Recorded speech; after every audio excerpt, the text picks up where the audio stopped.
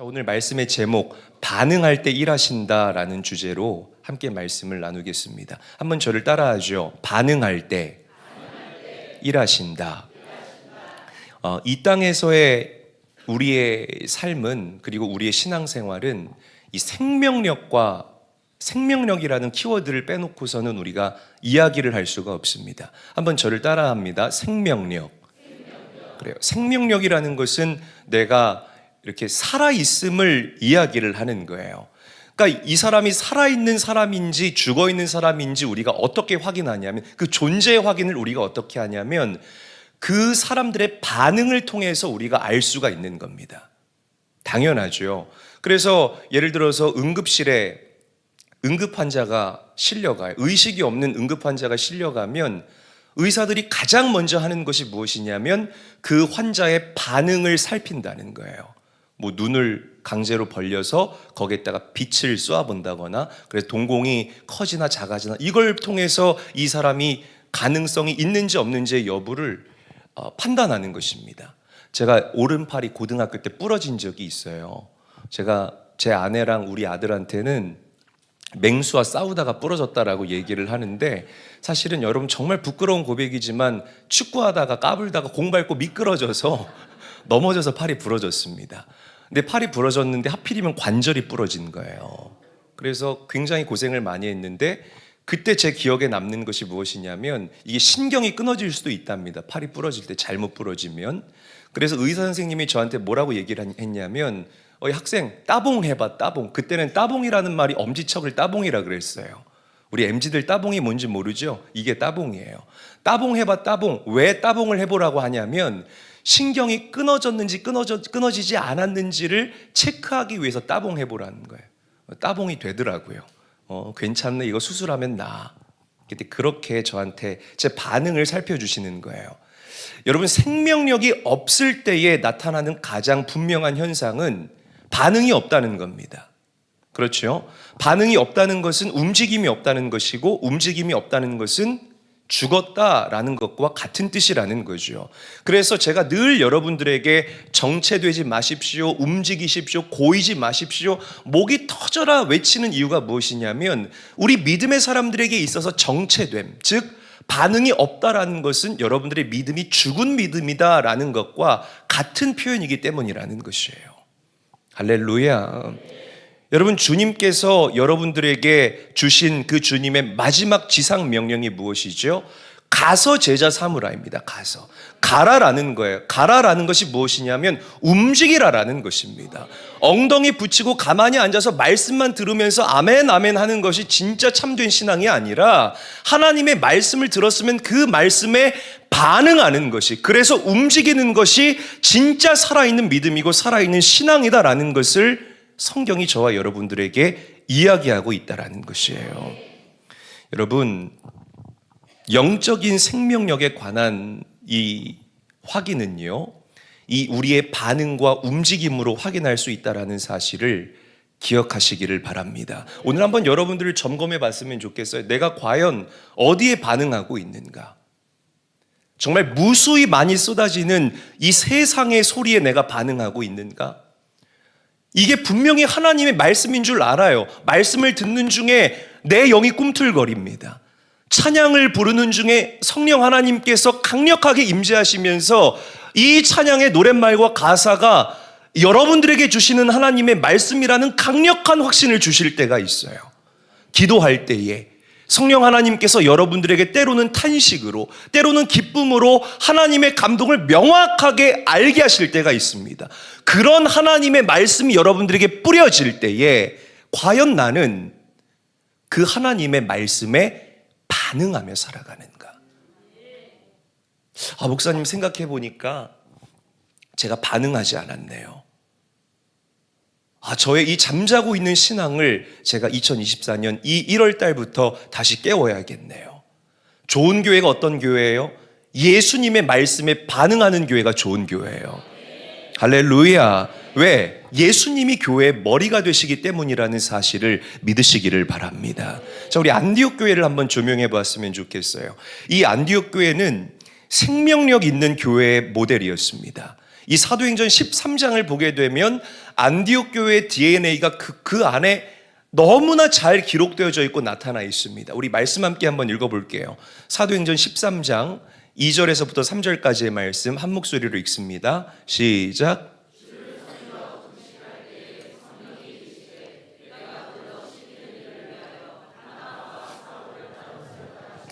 자, 그래요. 저 빨간 글씨 다시 한번 읽어볼게요. 시작. 주를 섬겨 금식할 때 성령이 이르시되. 자, 우리가 저 부분을 두 부분으로 나누어서 이제 먼저 우리가 어디에 주목해야 되냐면 성령이 이르시되라는 표현에 주목을 해야 됩니다.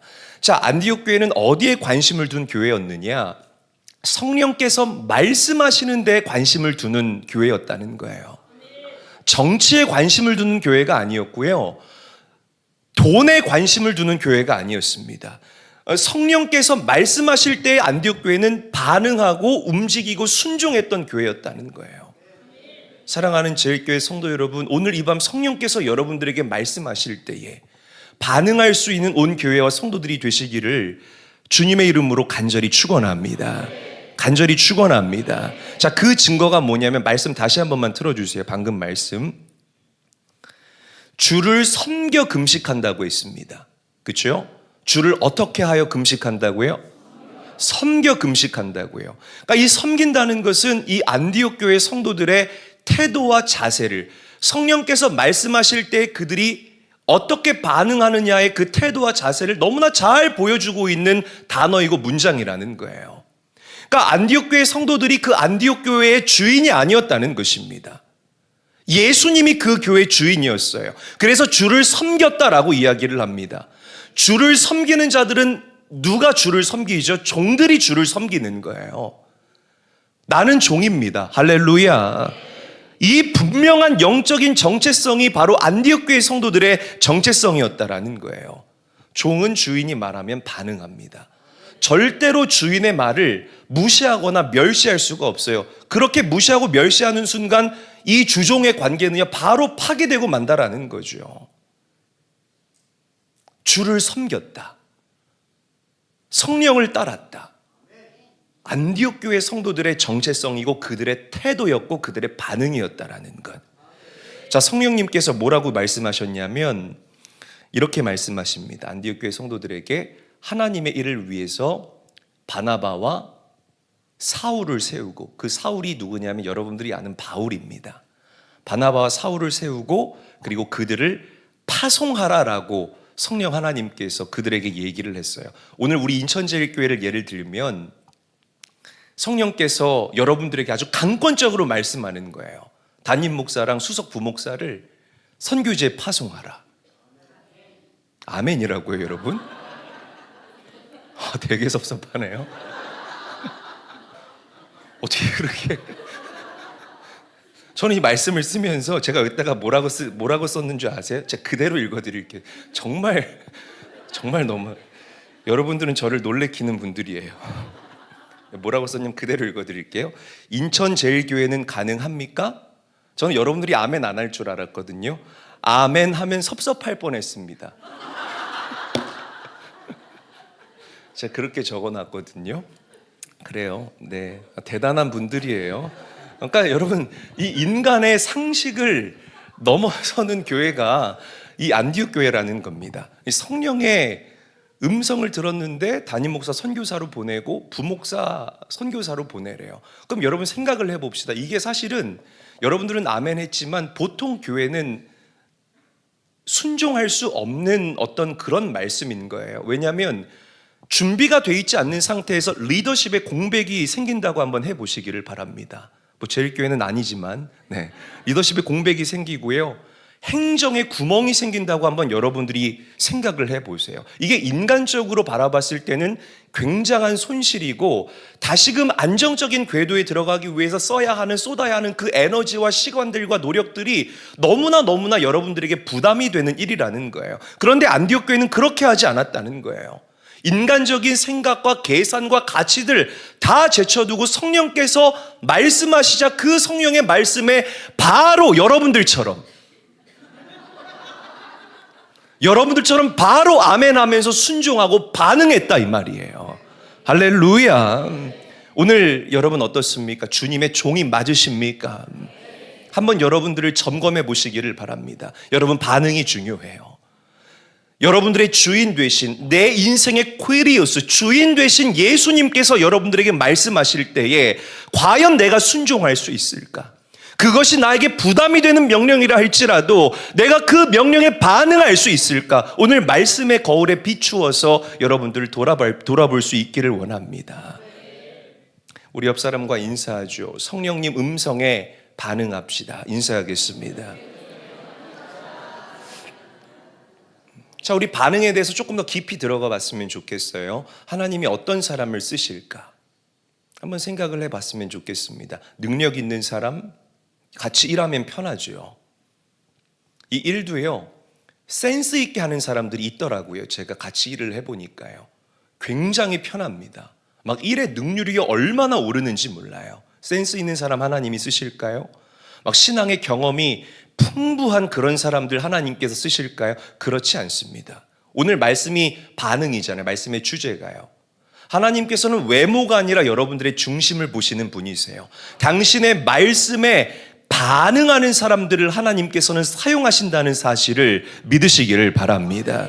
주님께서 말씀하실 때 예수님 당시에도 그랬습니다. 이 군중들은 반응하지 않았어요. 대답하지 않습니다. 그냥 팔짱 끼고 보는 거예요. 기적이 일어나나 기적이 일어나지 않나. 그러다가 기적이 일어나면 놀라우니까 다 같이 함성 지르고 그렇게 예수님만 따라다니는 겁니다. 그냥 멀찍이서. 이게 군중들의 특징이라는 거죠. 그런데 하나님의 종, 하나님의 자녀, 하나님의 제자들, 이 세 가지의 정체성 여러분들에게 다 있어야 됩니다. 다시 할게요. 하나님의 종, 하나님의 자녀, 하나님의 제자들은요, 하나님의 말씀에 반응하고 순종한다는 사실을 명심하시기를 바랍니다. 아멘. 모세 보세요. 모세 한번 우리가 묵상해 보죠. 하나님이 모세를 왜 쓰셨습니까? 모세가 능력이 있어서 하나님이 모세를 쓰셨을까요? 그렇지 않아요. 하나님께서 모세를 처음 부르셨을 때, 그래서 내가 너를 이스라엘을 구원할 자로 세우겠다라고 말씀하셨을 때에 모세가 뭐라고 얘기를 했는 줄 아십니까? 나는 할 줄 아는 것이 아무것도 없습니다라고 모세가 이야기를 반응했습니다. 근데 하나님께서 모세를 쓰신 이유는 다른 게 아니에요. 그 광야에서 호렙산 떨기나무에서 하나님이 불길로 모세 앞에 나타나셨잖아요. 모세에게 말씀하십니다. 모세야, 모세야, 너가 서 있는 곳은 거룩한 곳이니 너의 발에서 그 신을 벗어라. 그런데 모세가 어떻게 했어요? 그 하나님의 부름에 반응했다고요. 뭐 했다고요? 반응했다고요. 모세가 한 건 반응한 것밖에 없어요. 할렐루야. 굉장히 중요한 여러분 성경적인 가치예요. 모세는 반응했을 뿐인데 하나님께서 어떻게 하십니까? 모세에게 모세야, 내가 너를 쓰겠다. 너 부족해? 내가 너 말 잘 못해? 말 잘하는 너의 형 아론 너의 동역자로 세워주겠다. 내가 너의 능력이 되어주겠다. 지금 너의 손에 들고 있는 이 지팡이처럼 내가 너를 사용하겠다. 하나님이 그 모세의 반응을 보시고 모세를 사용하신 거예요. 우리가 아브라함 지금 주일날 이제 끝났어요. 지긋지긋하게 아브라함 이야기 나눴죠. 아브라함의 반응 다시 한번 짚고 넘어가 볼까요? 아브라함 가문이요, 여러분. 저는 가문을 굉장히 중요하게 생각하는데 오늘 여러분 축복합니다. 여러분들의 가문이 여러분들에 대해서부터 믿음의 명문 가문으로 빚어져 가게 되시기를 예수님의 이름으로 간절히 축복합니다. 간절히 축복합니다. 그래야 됩니다, 여러분. 자, 아브라함의 가문, 그 아버지 데라가요, 우상 만들어서 팔던 그 가문, 우상 숭배하던 가문이 바로 아브라함의 가문이었다는 겁니다. 그렇죠? 그런데 이 아브라함이 어떻게 믿음의 조상이 되었고 하나님께서 어떻게 뭐 때문에 이 아브라함을 통하여서 믿음의 그 하나님의 구속사적인 그 역사를 시작하셨을까? 반응했기 때문에 그런 거예요. 아브라함이 갈 바를 알지 못하고 머리를 긁적이고 있을 때에 아브라함아, 너는 너의 고향 갈대아 우르를 떠나서 내가 너에게 약속한 그 땅 가나안 땅으로 가라. 아브라함은 그 하나님의 명령에 반응하고 순종한 줄로 믿으시기를 바랍니다. 100세에 아브라함이 이삭을 얻었어요. 얼마나 귀하고 얼마나 사랑스럽고 얼마나 예뻐요. 하나님께서 모리아산에 제물로 바치라는 겁니다. 아브라함이 바치고 싶었겠습니까? 얼마나 그 마음이 어려웠겠어요. 그런데 아브라함은 그 하나님의 명령에 반응하고 순종한다 이 말이에요. 할렐루야. 그래서 하나님께서 아브라함을 통해서 믿음의 계보를 열어주시고 시작하시고, 그 아브라함의 계보의 딱 그 센터에 다윗을 두시고, 그 마지막에 예수 그리스도를 이 땅에 보내주셨다 이 말이에요. 기가 막힌 여러분 축복이고 기가 막힌 그 가문의 트랜스포메이션, 변화라는 것입니다. 다윗 보세요. 다윗이요, 골리앗을 어떻게 쓰러뜨렸습니까? 다윗이 제가 다른 건 못해도 돌팔매질 하나 굉장히 잘해요. 이래서 하나님이 다윗을 통해서 골리앗 쓰러뜨린 거예요? 아니에요. 다윗도 반응했기 때문에 하나님이 다윗을 골리앗을 쓰러뜨리는 도구로 쓰시는 겁니다. 믿으시면 아멘 합시다. 다윗이요 여러분, 그때 당시에 배달의 민족하고 있었어요. 형들한테 도시락 배달하러 갔는데, 아니 나는 배민 기사인데 저기서 그 골리앗이 자꾸만 이스라엘 하나님을 욕하고 있는 거야. 다른 사람은 아무도 반응을 안 하네. 병사들이라는 사람이, 왕도 반응을 안 하네. 근데 다윗이 막 견딜 수가 없는 거예요. 내가 믿는 하나님, 내가 목동일 때부터 나와 함께 하셨던 그 하나님을 이 골리앗이 욕하는데 견딜 수 없어요. 그래서 다윗이 반응합니다. 반응한다고요. 뭐 한다고요? 반응한다고요. 막 입에 닳도록 다 붙여야 돼요. 여러분, 반응한다고요. 다윗이 반응하니까요, 하나님께서는 보잘것없는 다윗의 물맷돌이 골리앗을 쓰러뜨리는 하나님의 능력이 되게 하신 줄로 믿으시기를 바랍니다. 1만 명의 성도, 3천 명의 비전 선교사, 300명의 파송 및 네트워킹 및 우리가 후원하는 그런 선교사들, 여러분 이 넘버가요 지금 현실에서 가능한 꿈인 줄 아십니까? 전혀 불가능합니다. 우리한테 뭐가 있습니까? 여러분 정말 그 다윗이 가진 것이라고는 물맷돌이 전부였던 것처럼 우리 인천제일교회 물맷돌밖에 없어요. 이 안에 뭐 대단한 부자가 있습니까? 뭐 박사들이 즐비합니까? 사자들이 즐비합니까? 그렇잖아요. 생각을 해보세요. 죄송합니다 여러분, 이런 말씀 드렸어요. 여러분, 그런데요, 이 하나님께서 주신 이 구체적인 넘버와 구체적인 비전이 여러분들에게 선포되었을 때에 아브라함의 아내 사라가요 비웃었죠. 하나님께서 너 내년에 아들 낳을 거야 그랬는데, 사라가 자기 이미 이 태문이 닫혔거든요. 그래서 자기 현실만 바라보고 비웃었어요. 비웃었습니다. 그렇게 사라처럼 비웃는 자들이 아니라 정말 이 아브라함처럼, 다윗처럼, 모세처럼 이 말도 안 되는 넘버인 것 같지만, 우리의 현실과 수준으로 부족할 것 같지만 그 음성에 반응하는 자들이 이 자리에 한 명이라도 있다라면 하나님께서는 그 한 사람을 통하여서 당신의 비전을 이루어 가실 줄로 믿으시기를 바랍니다. 이게 하나님의 방법이에요.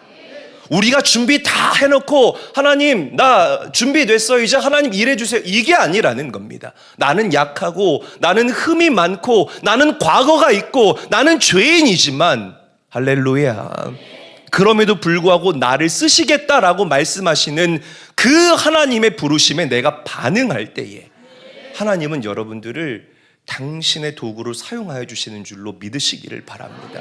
이게 성경적인 원리입니다. 그래서 복음인 거예요. 그래서 우리 모두에게 소망이 있는 줄로 믿습니다. 중요한 건 여러분들의 반응이에요. 한번 저를 따라하죠. 중요한 건 우리의 반응이다. 요나의 삶을 우리가 깊이 묵상해 봤으면 좋겠습니다. 요나에게는 자기의 뜻이 있었어요. 그리고 요나에게는 이 사나이 곤조가 있었습니다. 이게 멋있는 게 아니더라고요, 보니까. 사나이 곤조가, 하여튼 사나이 곤조가 있으면 있을수록 손해만 보더라고요. 우리 남성분들 명심하시기를 바랍니다. 부드러운 남자가 대세인 것 같아요. 자, 그래서 이 요나를 향한 하나님의 뜻은 뭐예요? 요나가 니느웨로 가는 것이 하나님의 뜻이었어요. 그런데 요나는 하나님의 뜻을 어기고 다시스로 가는 그 배에 자신의 몸을 싣습니다. 명령을 어기죠. 반응한 게 아니에요. 그러자 하나님께서 어떻게 하죠? 풍랑을 일으켜서 요나를 물고기 뱃속으로 던져 넣는다는 거예요. 하나님께서 개입하신 겁니다. 자, 여러분 잘 들으십시오. 여러분들 삶 가운데에 제가 하나님 맘이지라고 최근에 말씀으로 여러분들과 함께 만난 적이 있는데, 하나님이 당신 마음대로, 이걸 우리가 하나님의 주권이라고 표현합니다. 하나님께서 강력하신 주권을 가지고 여러분들 삶 가운데에 개입하실 때가 있습니다. 그때가 언제냐면 위급할 때, 그리고 마지막일 때. 그때 하나님께서 여러분들 삶 가운데 강력하게 개입해요. 자, 하나님께서 요나의 삶 가운데 개입하신 이유는 니느웨 성을 구원하시기 위해서였습니다. 자, 그래서 물고기 뱃속에 갇혀있던 이 요나가 하나님의 말씀에 반응하고 순종합니다. 그리고 썩 내키지는 않지만 하나님의 뜻에 반응해서 그렇게 이 요나가 니느웨로 향한다라는 거죠. 자, 우리 함께 한번 요나서 3장 4절 말씀 읽어볼게요. 시작.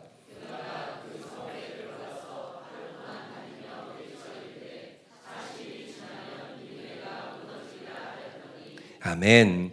자, 이 요나의 반응을 통해서 요나는 이 하루만 복음을 외쳐, 하루끼를 복음을 전했을 뿐인데 니느웨 성 전체가 회개하고 니느웨 성 전체가 부흥하고 회복되어진, 이미 여러분 이 니느웨 성은 하나님의 심판이 언도된 죄악의 도성이었습니다. 구약에 저 앞으로 가보면 소돔과 고모라 성과 같이 이미 하나님의 사형 선고가 이미 선포되어 있던 그런 땅이었다라는 거죠. 그런데 요나가 그렇게 하나님 말씀에 반응하면서 하루끼를 하나님의 그 심판의 메시지를 전했는데 왕부터 회개하고 금식하고, 할렐루야. 남녀노소 부자나 가난한 자는 심지어 가축까지도 식음을 전폐하고 베옷을 입고 제 위에 올라가서 회개하고 부흥하게 되고 다시 새로워지게 되는 놀라운 역사가 니느웨 성 가운데 일어났다는 거예요. 하나님이 그들의 반응을 보시고 어떻게 하셨을까? 요나서 3장 10절 말씀입니다. 함께 읽겠습니다. 시작.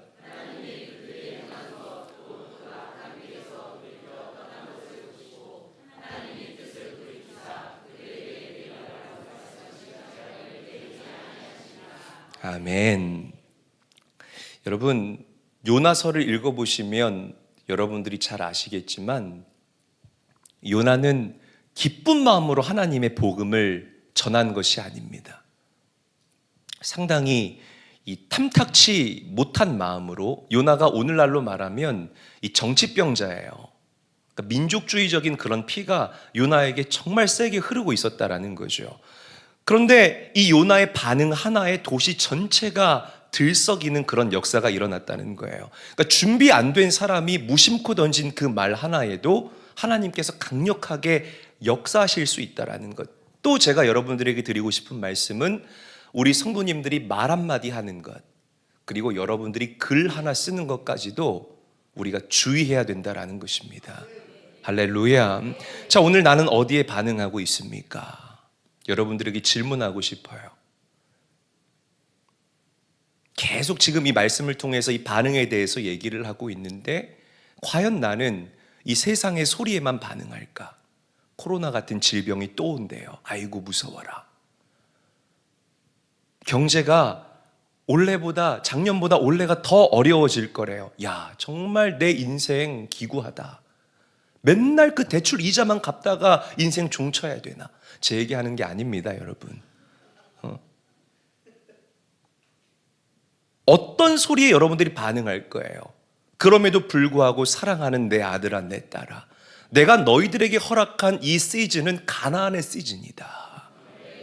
이 시즌 계속되어지는 이 영적 전쟁과 정복 전쟁에서 나를 의지하여 승리하라. 그리고 내가 너희에게 선물한 그 땅을 차지하고 누리는 은혜가 너희들에게 있기를 원한다.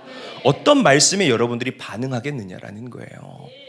여러분, 세상의 소리가 아니라 하나님의 음성에 반응할 수 있는 들을 귀가 열린 자들, 영적인 영민함이 있는 성도님들이 될 수 있기를 주님의 이름으로 간절히 축원합니다. 우리 옆 사람한테 한번 물어보세요. 당신은 어디에 반응하고 있습니까? 답도 한번 들어보시기를 바랍니다.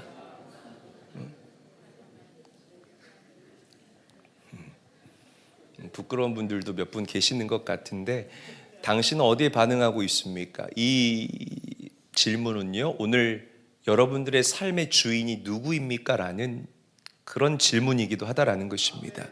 기억하십시오. 하나님은 하나님의 뜻에 반응하는 성도들을 통하여서 당신의 언약을 이루어 가십니다. 아멘. 하늘의 뜻이 하늘에서 이루어진 것처럼 이 땅에서도 풀어지는, 이 땅이 여러분들의 가정, 그리고 여러분들의 기업, 여러분들이 밟는 그 모든 필드에서 풀어지는 역사가 일어날 수 있게 되기를 주님의 이름으로 간절히 축원합니다. 간절히 축원합니다. 자, 지금까지 우리가 하나님의 일의 성취와 그리고 반응의 관계를 살펴봤는데, 어디까지 했죠? 네. 이 일의 성취를 위해서 하나님은 이 반응하는 자들을 이제는 부르십니다. 뭐 하신다고요? 그렇죠. 부르신다라는 거예요. 이 부르심이 중요한 이유는 부르심과 여러분들의 정체성이 굉장히 긴밀하게 연결되어져 있기 때문이에요. 여러분, 어렵지 않습니다. 이 말이요. 여러분, 예수님의 부르심, 예수님이 아무나 부를까요? 아무나 부르지 않아요.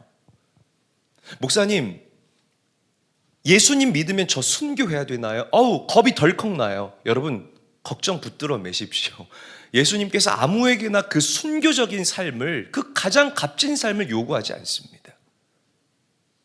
목사님, 성경을 보니까 나를 따르려거든 자기를 부인하고 내 모든 것들을 다 하나님께 드려야 된다는데, 저 솔직히 그런 요청 좀 부담돼요. 여러분, 걱정하지 마세요. 하나님께서 아무에게나 그런 요청하지 않으세요. 무슨 말인지 아시겠어요? 여러분, 하나님의 일은요, one of the most precious, 가장 가치 있는 일이라는 거예요. 여러분, 하나님의 일의 그 가치를 아는 자들이 되셔야 합니다. 예수님께서 뭐라고 말씀하십니까? 돼지에게 진주 주지 말라고 하십니다.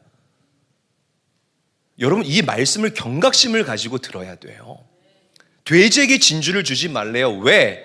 돼지가 그 진주를 상하게 할까봐 주님께서 두렵다라고 말씀하셨다는 겁니다. 하나님의 뜻은요, 그 가치를 아는 자에게 이루어지고 풀어진다라는 사실을 명심하시기를 바랍니다. 그 성경에 예수님이 비유하셨잖아요. 밭에 감추인 보아의 비유. 한 사람이 그 밭에 어떤 보물이 감춰져 있는 것을 알고는 자신의 모든 소유를 팔아서 그 밭을 사지 않았습니까, 여러분? 그러니까 이 말씀의 가치를, 하나님의 가치를, 하나님의 명령의 그 가치를, 부르심의 가치를 아는 사람들에게 하나님께서는 그 약속과 뜻을 이루신다라는 거예요. 아멘. 저는 여러분들이 그런 성도가 되기를 원합니다. 자, 부름받은 사람들이 누구냐면 제자예요. 제자. 제자, 종, 자녀, 이 세 가지 정체성 아까 제가 말씀드렸죠. 이 사도행전을 보시게 되면 어떻게 그들이 그렇게 어마어마한 삶을 살 수 있었고, 어떻게 그 초대교회가 그렇게 어마어마한 일들을 감당해낼 수 있었을까? 주님의 말씀에 반응하는, 주님의 부르심을 받은 제자들이 다수 모여 있었기 때문에 그렇게 놀라운 영적인 대폭발의 역사가 일어났다라는 겁니다. 여러분, 이 제자들에게는요, 특별한 사명이 있었습니다. 그것이 무엇이냐면 땅끝까지 복음을 전하고 가서 하나님의 제자를 삼는 일이에요. 이걸 성경에서는 Great Commission이라고 이야기를 하죠. 오늘 본문 말씀인데요, 우리 화면을 보고 다시 한번 읽어볼게요. 한번 읽어보겠습니다. 시작.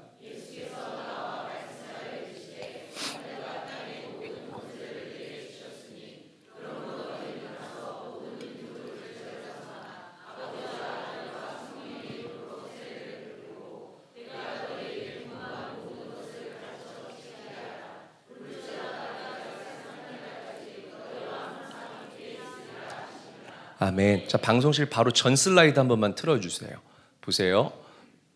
그 세 번째 줄 보게 되면 모든 민족을 제자 삼으라라고 예수님께서 말씀하셨습니다.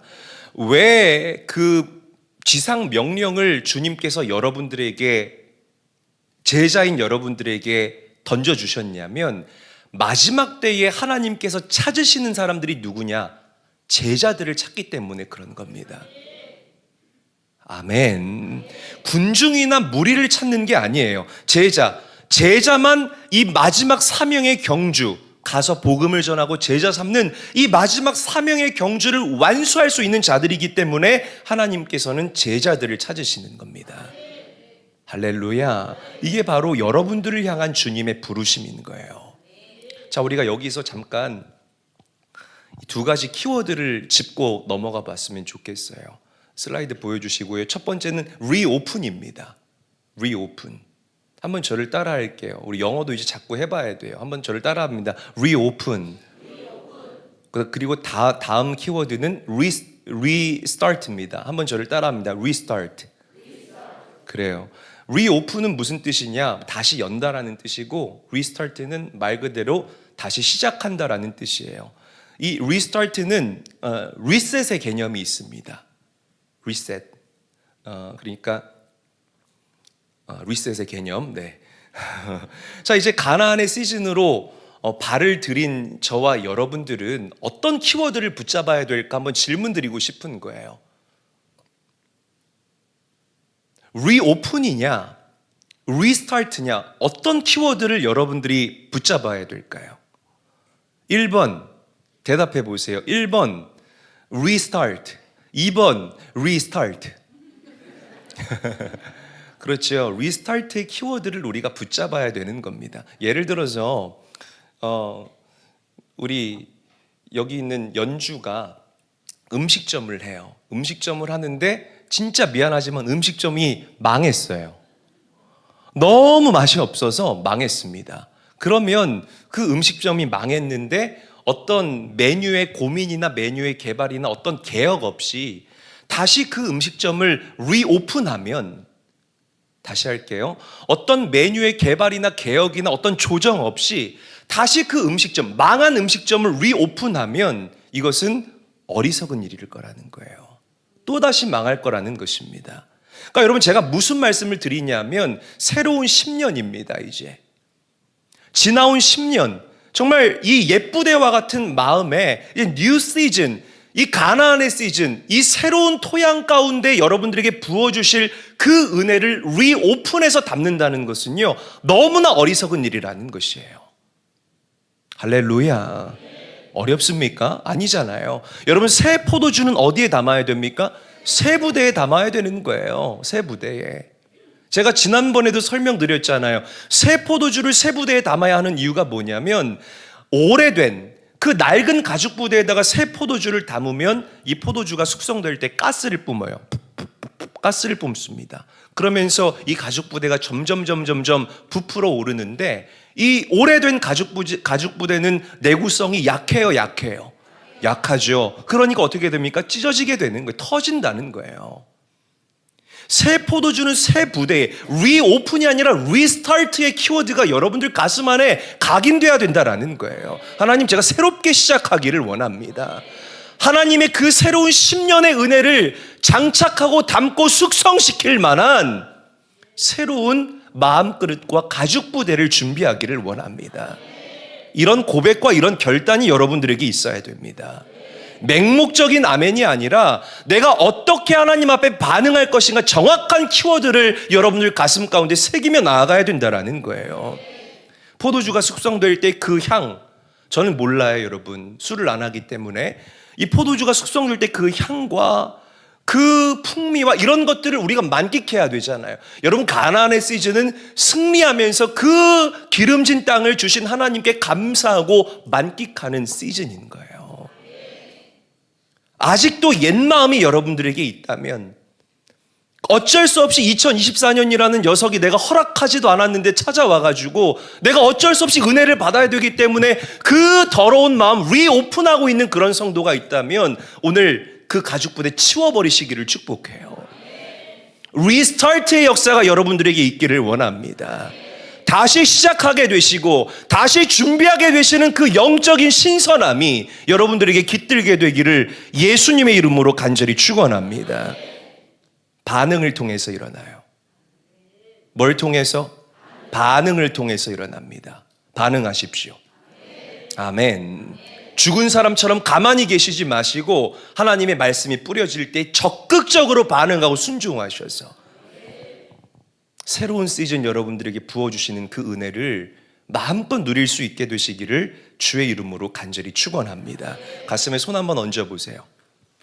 저를 크게 한번 따라합니다. 선포합니다. 하나님, 내 옛 모습이 리오픈되지 않게 해주시옵소서. 우리 가문이 썩은 밧줄 잡지 않게 해주시옵소서. 생명의 밧줄 잡게 해주시옵소서. 한국이 하나님 붙잡게 도와주시옵소서. 정치와 경제의 영역에 리오픈이 아닌 리스타트의 역사가 일어나게 하여 주시옵소서. 아멘. 할렐루야. 여러분, 저는 하나님께서 우리 제일교회에 허락하신 이 리스타트가 너무 기대돼요. 여러분 기대되십니까? 제가 정말 이 한 주간 동안 너무 기대돼서 제가 잠을 못 이뤘습니다.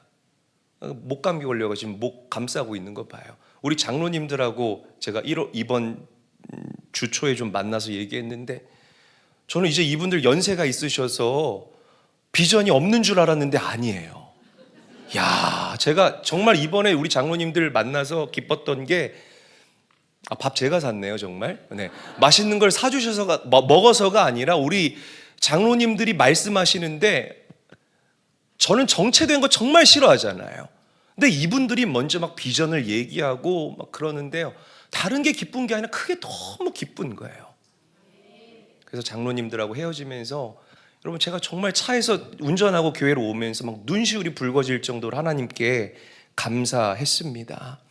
여러분, 저는 이 하나님께서 새롭게 허락하신 이 뉴 시즌 하나님의 부르심에 반응하는 목사가 될 겁니다. 그리고 하나님의 말씀 앞에 철저히 정렬되는 주의 종이 될 것입니다. 제가 이 말씀을 드리는 이유는 우리 성도님들도 그런 성도들이 되시라는 말씀을 드리는 거예요. 그런 은혜가 여러분들에게 있기를 축복해요. 축복합니다. 자, 이 말씀 읽고 이제 말씀 정리할게요. 우리 디모데후서 1장 9절 말씀 함께 읽어보죠. 시작.